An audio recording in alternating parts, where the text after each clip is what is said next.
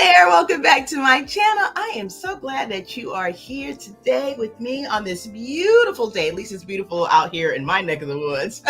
And it actually is May 14th. And this is going to be, I guess, slightly important because we have, which you all may know very well if you are watching this during the upload time of this video, is we are having another trial of the century going on right now, as we know that P. Diddy's case is currently happening right now in the New York City area. So I know there's a lot going on with that case, but you know, the world still goes around with a lot of other things going on. And as you can see from the looks here, we've got an update on another century-breaking case as well, which is that of the Menendez brothers. Now, most of y'all, if not everyone watching this video, will be fully aware of the fact that these two, not so much young men anymore, but as young men, I think age 18, 20, 21, something like that time frame, are famously known for unaliving their parents in 1989. Now, the Menendez brothers were actually, through all of the trial that went on for at least a good 4 years, or longer than it actually, because I believe they were convicted in 1996 of the unalivies. Now they probably were, you know, in incarceration, excuse me, for some of that time before them. But nevertheless, come 1996, for sure, it was a done deal, and they were sentenced, and I believe the sentence was life without the possibility of parole. Now, there has been a lot of coverage given to this particular story, just on the face alone of what happened and the different details that have popped up over the years. Some things that maybe people felt that should have been more talked about, such as some, accusations and allegations in regards to abuse within the home that should have been presented, fully within those years during the trial. A lot of people, are split on this case. I think at a time back then, it was a little bit different in the concept of people really feeling more directed that, these two young men at the time really should, do the time for the crime that they had committed. It was, a heinous thing to know that you would unalive your parents. So with that being said, of course, times have changed and lots of things have changed, and some things have been rediscovered, some things have been looked at from a different viewpoint, as things do tend to happen at times as time goes on, right? People's judgment becomes a little bit different, their feelings become a little bit different. Sometimes there's more information comes out that you were not maybe as aware of back then that comes out later. These things do happens all the time. Now, I do remember very vividly in this case that it was basically around the clock coverage, or what around the clock coverage was at that time. I want to say that it also paralleled at some point during the trial part with the O.J. Simpson's case, another famous, century-breaking case as well. So with that being said, there has been a new call for these now much older men to maybe possibly be released, in the sense that, they were not maybe given the fairest shot during the trial. Now, there's others who will feel differently. There's others who will say, no, they did what they did. It was heinous and may not really matter what took place, but that the fact that they did what they did, they should spend the rest of their lives in jail. So there's definitely a mixed bag when it comes to this, but it was interesting to see the resurging like a couple of years ago in regards to this case, and a lot of it, the resurging starting from my perspective from social media, and a new light was shed on different things that were going on, different aspects about this case, and how these things could look to shape up for the rest of these these brothers' lives at this point. And really the question that comes to mind is, well, when is enough time enough time? Well, depending on the situation, and I do believe that the shoe fits differently depending on what side of the shoe you're on, right? Although some people have a more forgiving heart in regards to these types of things, and that could be understandable, and there's others who may not have such a forgiving heart about things, and that can be understandable. So with that, let's go ahead and see what the new details are, because this to me is pretty interesting to see that this has now come about, and it looks like it's a possibility that something else could be changing dramatically for these brothers. And with that being said, the next question is, hey, is freedom truly on the horizon? So let's go ahead and get into this sharing, and let's find out what the details of happening as of late for this case. One that for sure I thought was lock the door, throw away the key type of case. Well, maybe not so much. All right, so let's go ahead, sit back, Just relax and let's go ahead and get into it. Now, this sharing is coming from the AP, and it shares that judge reduces Menendez brothers' murder sentences, putting them a step closer to freedom. You heard me right. The judge reduces the Menendez brothers' murder sentences, putting them a step closer to freedom. Now, Eric and Lyle Menendez will have a new shot at freedom after 35 years behind bars for unaliving their parents, a judge ruled this past Tuesday. Now, the ruling from Los Angeles County Superior Court Judge Michael Jessic reduced the brothers' sentences from life in prison without parole to 50 years to life, making them immediately eligible for parole. The state parole board must decide whether to release them. Now, the judge's decision followed months of pushback from prosecutors who opposed resentencing, arguing the brothers hadn't taken adequate responsibility for their crimes. Ultimately, prosecutors did not call any witnesses, saying that they had presented all of their evidence. Now, the defense had turned to family members and those who knew the brothers since their conviction to speak to their character and rehabilitation. Now, the brothers also addressed the court via video as family members listened on tearfully. Most of the brothers' family members, including aunts and uncles, have long supported their bid for freedom. On August 20th, 1989, I unalived my mom and dad. I make no excuses and also no justification, Lyle Menendez said, choking up as he addressed the room. The impact of my violent actions on my family is unfathomable. Now, a fast decision? Well, Jessic issued his decision immediately after the brothers spoke. The hearing was slated to last 2 days, but Jessic made his decision in one, offering the brothers new hope after years of unsuccessful appeals and attempts to win freedom in a case that has captured public attention from the start. The brothers were convicted in 1996 for unaliving their father, Jose Menendez, and powerful record executive, and their mother, Kitty Menendez, in their Beverly Hills home in 1989. Now, the brothers were 18 and 21 at the time. Now, while defense attorneys argued the brothers acted out of self-defense after years of abuse by their father, prosecutors said the brothers unalived their parents for a multi-million-dollar inheritance. Now, while the sentence reduction is a major win for the brothers, defense attorney Mark Arago said he had been seeking to have their charges reduced to manslaughter, which would have allowed them to be immediately released. The judge did not go that far. I'm not saying they should be released. It's not for me to decide, Jessic said. I do believe they've done enough in the past 35 years that they should get that chance.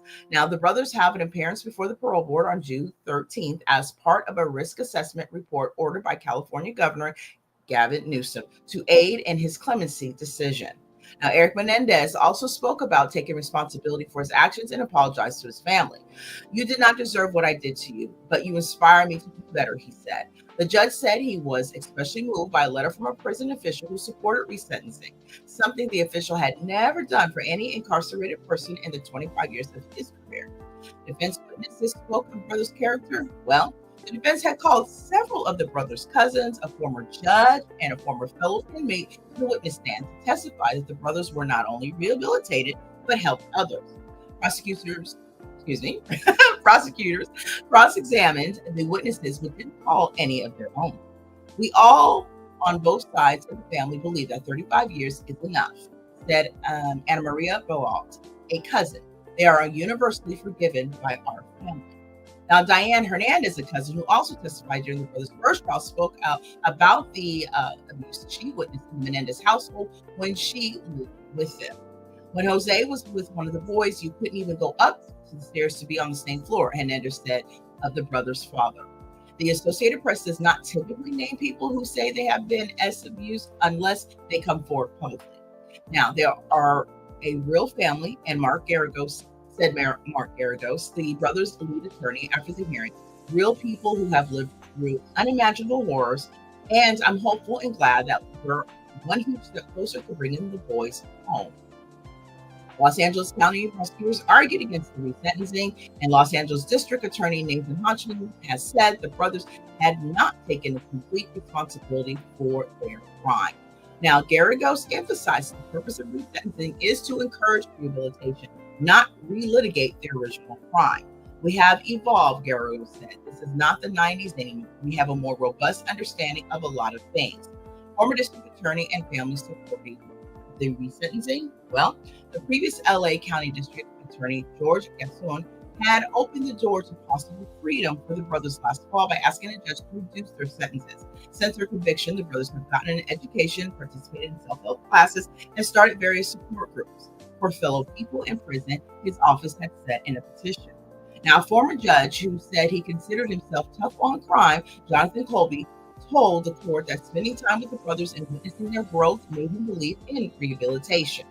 Now, Anna Ray Brown, who had been formerly incarcerated, cried as he testified about how the brothers had helped him heal and eventually be released through parole. I have children now, he said, and without Lyle and Eric, I might still be sitting in there doing stupid things. Well, you guys, I think this is quite a shocking revelation on its face. To be honest, when I heard and saw the upswell of interest in this case again, I thought that something may turn about a little bit on this case, but I didn't really think it would go as far as it did, even though the interest would have been for it to maybe go to manslaughter and then have them already released. The judge didn't go that far, as Sharon shared. I would love to know your thoughts. For me, it's a tricky one, to be honest with you.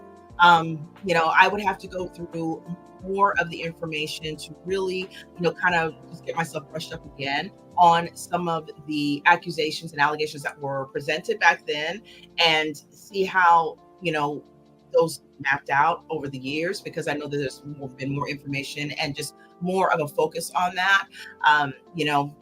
At the end of the day, he has the family that's supporting them as well, who are basically saying, now I haven't heard of any family members who have not supported this situation. These are just the ones that have been presented and provided. We don't know if everybody feels the same way as, these family members who have stepped up do. But at this point, it's been 35 years. And, what is the time frame here, right? What is an adequate time frame of restitution to the situation? Really, it's kind of what the question is. When is enough? When is certain things that come into play really should affect the outcome of a situation when you commit a crime of such a nature? So there's a lot of things here. It's obviously a very sensitive case for a lot of reasons, not just for the crime itself, but for the things that have been alleged that have put to back then young men, not young men now, in the face of making this unfathomable decision. Now also there's a conversation being had. Have they really been rehabilitated? Is that even possible? A lot of times we are told that people don't necessarily get rehabilitated in jail. Like usually that's just not the place for it. It's for punishment, but it's not necessarily for rehabilitation.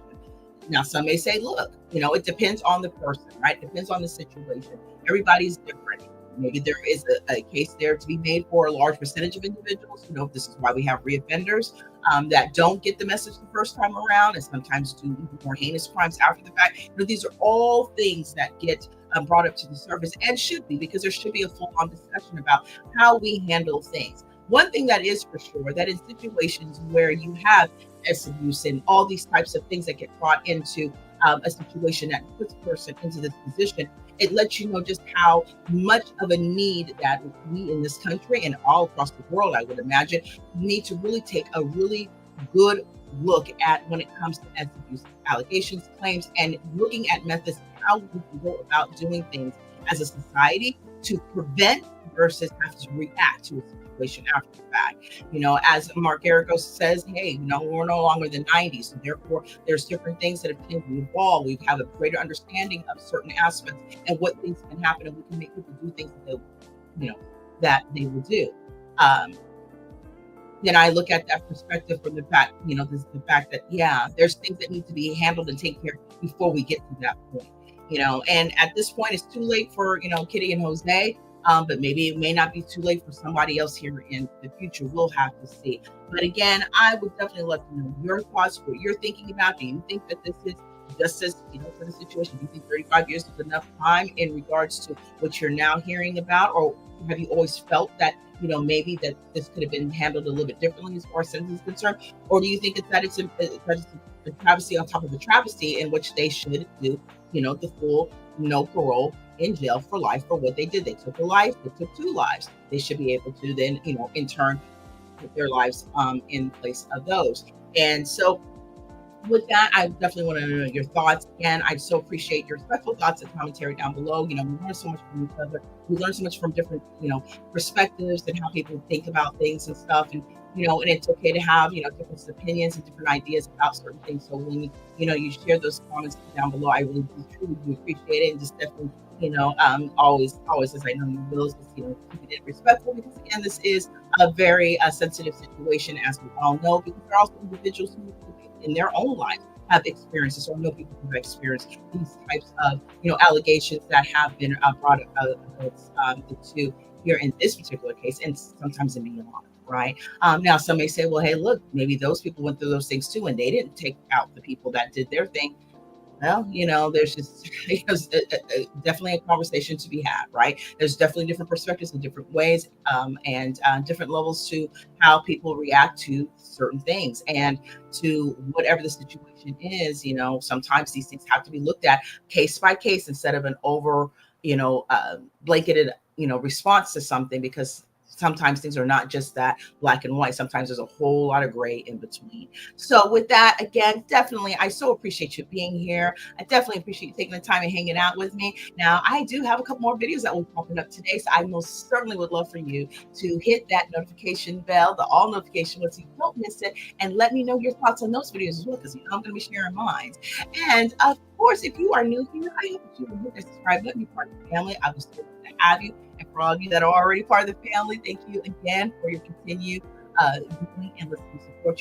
I appreciate you so much. And of course, too, we had a little bit of a bump of new family members that have subscribed to the channel here. So again, a special welcome to you as well. Thank you so much for being part of the family. I hope that you love it here and enjoy it here. And definitely feel free to share your respectful thoughts down in the comment section. And let's just have that community that we all at some point love to have, right? We all love to have community. I know that's one of my favorite things. So I so appreciate y'all taking the time to be here and hanging out with me, even in the midst of what's going on the outside, right?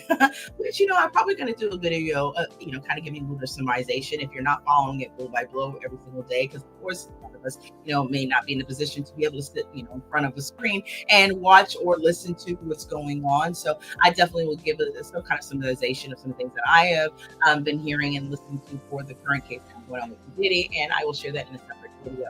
But for now, I definitely want to know your thoughts on this one, so definitely get this down below. And I think here I will bid you adieu.